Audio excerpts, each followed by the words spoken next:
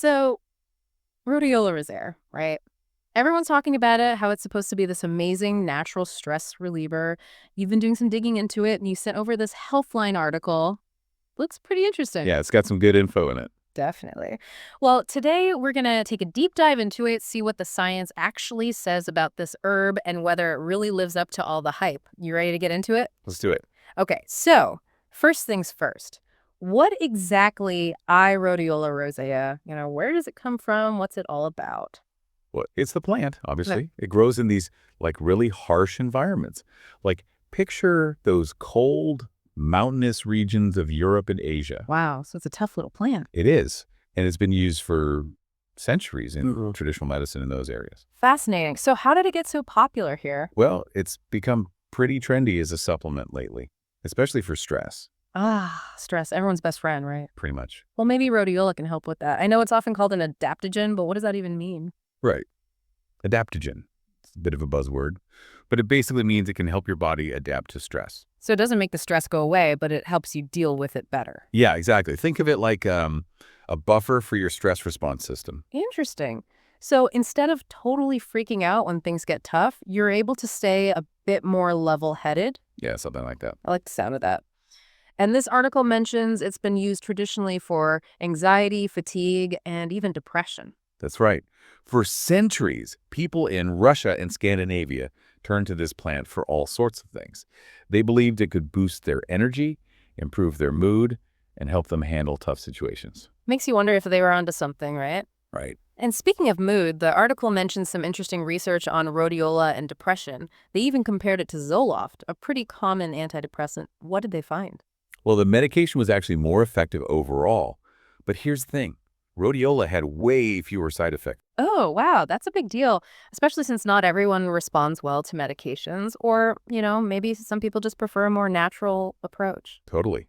And that's where rhodiola might really shine. Okay, so I've got stress and mood covered, but what about some of these other potential benefits? Like this whole thing about brain function and rhodiola piqued my interest. Right. Who wouldn't want to boost their brain power? Exactly. So what does the article say about that? Well, a lot of the research is still in the early stages, and most of it has been done on animals. But there are some promising findings. Like they found that rhodiola can actually improve learning and memory in mice. Mice, huh? So maybe not quite ready to say it'll make us all geniuses. Not quite, but it's definitely intriguing. And there's even a study where just a single dose of rhodiola improved memory in these mice. Wow, a single dose. That's pretty impressive. Makes you wonder what it could do for us humans. Yeah, there's definitely a need for more research on that front to see if those benefits translate to our, more complex brains. For sure. But it's definitely something to keep an eye on. Now, what about fatigue? The article mentioned that rhodiola might be helpful for that too. Yep, and there's actually some solid research on that. There was this one study on people with chronic fatigue. They took rhodiola for 8 weeks, and they saw a whole bunch of improvements. Mm, Less fatigue, obviously better mood, even improved concentration. that's amazing. And wait, didn't they start noticing these improvements pretty quickly? Yeah, after just 1 week. Wow, that's really encouraging, especially for something natural. Chronic fatigue can be so debilitating. Absolutely. It can really impact your quality of life. So if rhodiola can give people even a little bit of their energy back, that's a huge win. Totally. All right, so we've covered stress, mood, brain function, fatigue. What about exercise? Does rhodiola have any impact there? That's where things get a little less clear-cut. Some studies have shown that rhodiola can boost endurance and help athletes feel less tired during their workouts, but then other studies haven't really found those same effects. So the jury's still out on that one. Pretty much. More research is needed to really figure out what's going on there. All right, fair enough. But I'm curious, what about rhodiola and diabetes? I'm always interested in learning more about how natural remedies can potentially help with chronic conditions. Yeah, and that's a really important area to explore, especially since diabetes is so prevalent. Now, most of the research on rhodiola and diabetes has been done in animals, so we need to be cautious about extrapolating those findings to humans. But there are some promising results. Like they found that salidroside, which is one of the active compounds in rhodiola, can protect against diabetes and even kidney damage in rats. So it's not a sure thing, but it's definitely worth further investigation. Definitely could have some serious potential down the line. Okay, and then there's this whole thing about rhodiola having anti-cancer properties. That sounds almost too good to be true, doesn't it? It does, and we have to be very careful about making any big claims here. The research on rhodiola and cancer is extremely preliminary. Most of it has been done in test tubes, not even in animals, let alone humans. So it's way too early to say that rhodiola can treat or prevent cancer.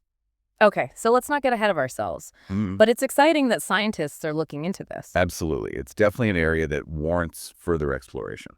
All right, so we've seen that rhodiola shows promise for a whole bunch of things: stress, mood, brain function, fatigue, maybe even diabetes and cancer down the road. But the research is still emerging in a lot of these areas. Exactly. It's important to look at this information with a critical eye. Don't jump to conclusions based on a single study or, what your friend's aunt's neighbor said. Look at the whole body of research. Consider the quality of the studies and always talk to your doctor before making any decisions about your health. That's such good advice. Okay, so let's say someone is interested in trying rhodiola. What should they know about taking it safely and effectively? This article has some good tips. Definitely. First and foremost, quality matters. You want to choose a reputable brand and look for those USP or NSF seals on the label.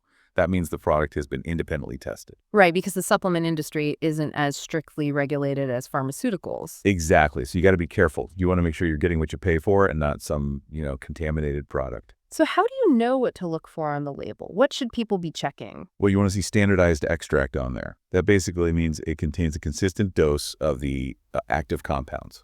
Gotcha. So that's for safety and effectiveness. Okay, and what about dosage? Well, a common starting point is somewhere between 100 and 200 milligrams per day. But like I said before, talk to your doctor or a qualified healthcare professional to figure out the right dose for you. They can also help you decide if rhodiola is even right for you, based on your health history and any other medications you might be taking. Right, that's so important. Speaking of safety, is rhodiola generally considered safe? Yeah. From what we know so far, it seems to be pretty safe and well tolerated when taken as directed.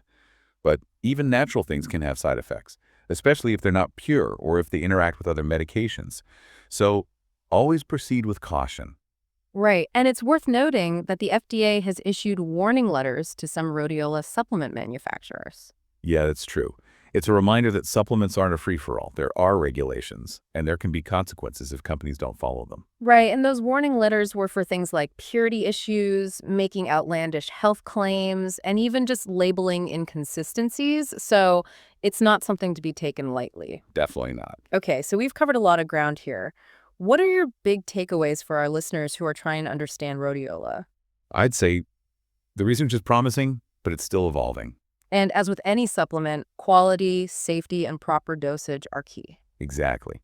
Choosing reputable brands, consulting a healthcare professional, and being aware of potential side effects are all crucial steps. All right, so it sounds like rhodiola might be worth checking out, but it's important to be informed and make smart decisions. Exactly. And, here's a question for you to ponder. If rhodiola can help us adapt to stress, what does that say about the way we live today? All the constant stress we face. That's a really interesting thought. Maybe this isn't just about a plant, but about how we approach stress in our lives. Maybe so. Lots to think about there. All right, well, we've covered a lot in this deep dive, and I think we've given our listeners a good foundation for understanding rhodiola rosea. But this is just the beginning. There's always more to learn and explore. Absolutely. Keep that curiosity going. Exactly. All right, we'll be back with more on rhodiola in our next episode. See you then. It's easy to fall into that trap, right? Looking for that quick fix, that magic pill. But well-being is more than just popping a supplement. For sure. And that's what I like about these deep dives. We get to really explore the topic. Like with rhodiola, it's not just about should you take it, but also like how does it fit into the bigger picture of stress and how our bodies deal with it. Right, exactly. It's about understanding the whole system. So thinking back to all those potential benefits we talked about, Yeah. the stress reduction, the mood support, even the brain boosting stuff, what stands out to you as the most interesting? That's a tough one. But I think for me, it's that potential for helping with chronic fatigue. We talked about how debilitating that can be, just feeling drained all the time. If rhodiola could even help a little bit with that, it'd be huge. Yeah, totally. Getting your energy and focus back, that would be amazing. But I gotta say, I'm still really intrigued by that whole brain power thing. Oh, yeah, for sure. Imagine, Like rhodiola not just helping you manage stress, but actually making you sharper, improving your memory. That would be pretty incredible. Yeah. Though we do need to remember that a lot of that research is still preliminary, especially when it comes to humans. We don't want to get ahead of ourselves. Right, of course. Balanced perspective is key. Excited about the possibilities, but gotta stay grounded in what we actually know. Absolutely. And I think that's why it's so important to think of Anwai's supplement, even rhodiola, as just one part of a bigger approach to well-being. What do you mean by that? Whereas, like, there's no one magic solution, right? Taking a supplement might help, but it's not going to magically fix everything if you're not taking care of yourself in other ways. Right, so it's not a free pass to just like ignore everything else and expect rhodiola to do all the work. Exactly. It's still important to focus on all those other things. Good sleep, exercise, eating healthy foods, finding healthy ways to cope with stress. And connecting with people. Don't forget the social support system. That's huge. Absolutely. Humans aren't meant to go through life alone. Having those close connections, being able to talk about what you're going through, it makes a big difference. Yeah, it's like having a team to help you through the tough stuff. So it sounds like we're saying rhodiola isn't a magic cure, but it could be a valuable tool. Exactly. A tool in your well-being toolkit. I like that. So for our listener who's considering adding rhodiola to their routine, what advice would you give them? First and foremost, do your research. Look for reputable brands. Look for products that have been independently tested. And don't be afraid to ask questions. Yeah, there's so much info out there. It can be overwhelming. But it's also empowering to know that you can make informed choices. Exactly. The more you know, the better equipped you are to decide what's right for you.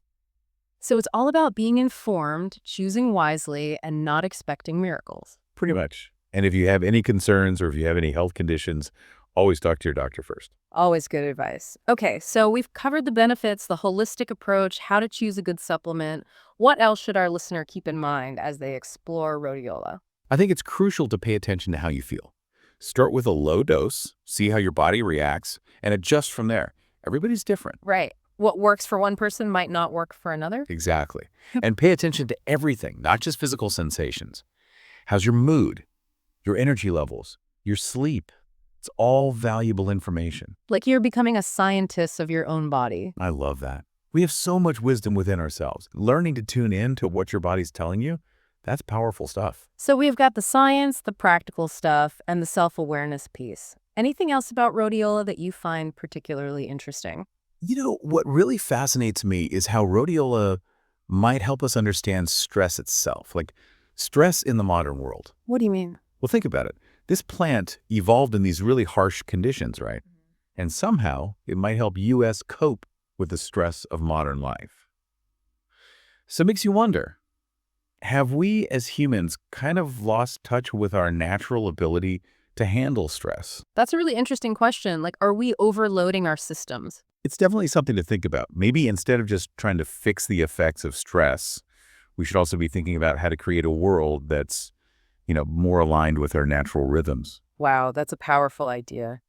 It's not just about fixing ourselves, but about creating a world that supports well-being. So this rhodiola conversation has taken us to some pretty interesting places. It has. We've gone from the science to the practical stuff, and now to these big questions about how we live our lives. It's all connected. It is. So as we wrap up this episode, what's the one message you'd like our listener to take away? I'd say this. Embrace that journey of discovery.